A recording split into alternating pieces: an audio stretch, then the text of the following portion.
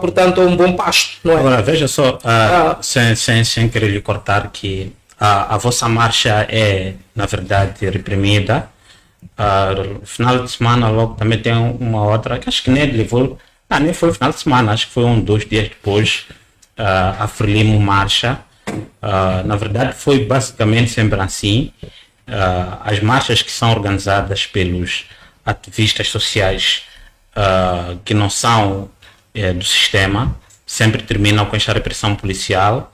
A polícia sempre tem alguma desculpa para que isto não pudesse acontecer, pois.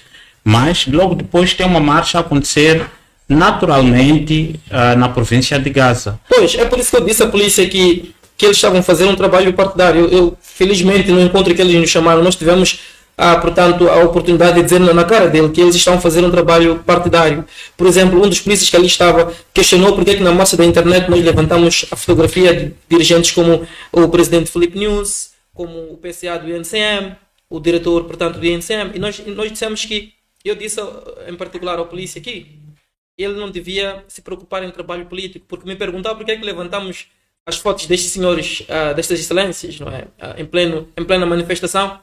É o mesmo que querer delimitar que eu posso fazer ou não numa manifestação. Desde o momento que eu não cometa ultraje a estas figuras, principalmente a figura do Presidente da República, eu não cometi crime nenhum.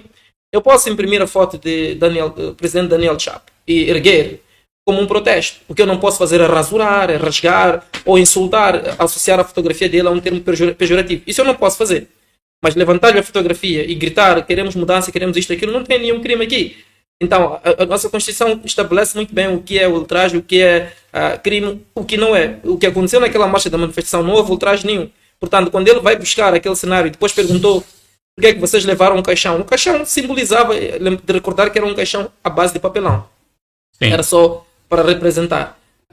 Aquele caixão representava a morte dos nossos sonhos, porque hoje em dia, com a inteligência artificial que cada dia que passa vai se sofisticando, há uma necessidade toda do país ter acesso a uma boa internet e depois do governo permitir com que os jovens façam dinheiro na internet.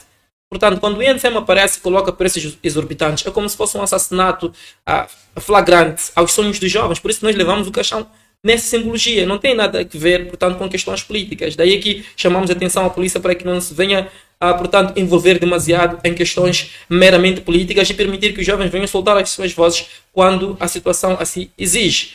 Foi-me questionado também, e é por isso que eu dizia, o terceiro grupo do qual eu sentia pena, é esta juventude, por esta ignorância toda que têm, e acham que tudo que a gente está a fazer é uma espécie de antagonismo ao governo do dia, ou então ao partido Frelimo. Não, nós quando organizamos aquela marcha, não estávamos a insultar a Frelimo muito menos ao governo.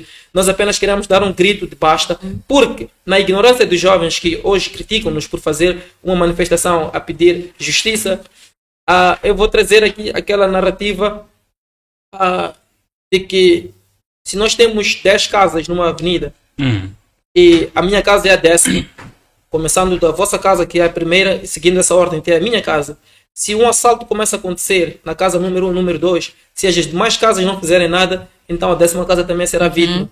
Então é preciso que nós aprendamos a soltar o nosso grito, ainda na primeira casa, quando esta é assaltada, para que evitemos que a 9ª e 10ª casa também venham a ser vítimas. É mais ou menos neste sentido, aquela narrativa de que quando vieram para os socialistas, eu não me envolvi porque não era socialista, quando vieram para os democratas, eu porque não era um democrata, quando vieram... Então, é a mesma coisa que está aqui a acontecer. Não interessa se é em Nampula, se é na Zambésia, Cabo Delgado ou em Sofala. Não interessa.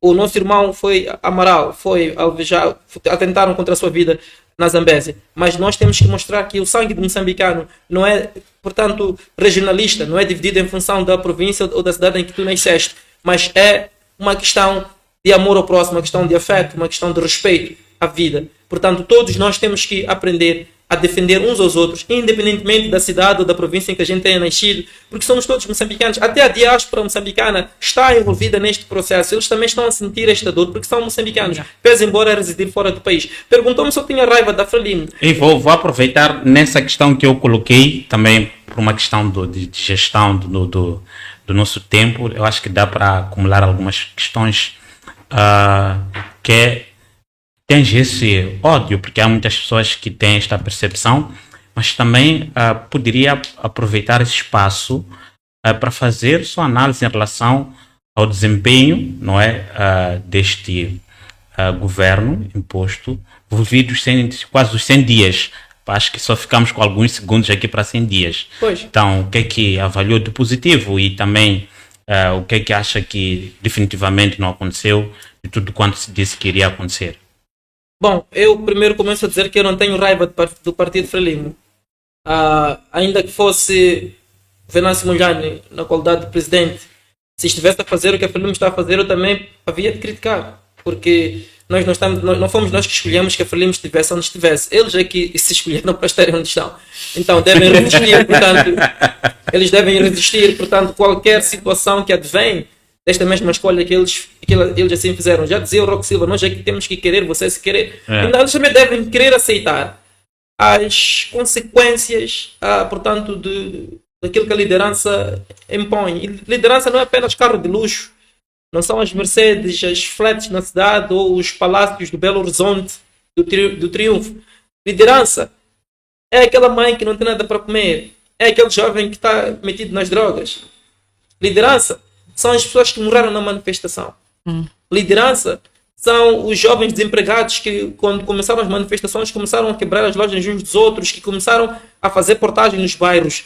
Liderança é tu conseguires perceber que estas pessoas também são da sua responsabilidade. Mas, infelizmente, o que a gente vê em Moçambique é que as pessoas que estão no poder estão preocupadas com terrenos, aviões ou avionetas, helicópteros, mansões em Moçambique, África do Sul, Dubai, contratos mal parados, Estados Unidos, os contratos mal parados, não é? Que são contratos que só lhes beneficiam a eles. Basta terem lá os seus 2%. Exato. Entrarem uns 20 milhões de dólares para eles, já está. A população já não interessa. Então, muita gente pensa que liderança é isso. É por isso que nós estamos a vir de gerações em que nós acompanhamos filhos de presidente e de ministros a desfilarem para nós nesta cidade, como se nós fôssemos incompetentes. Até porque pensam que o poder é hereditário. Pois.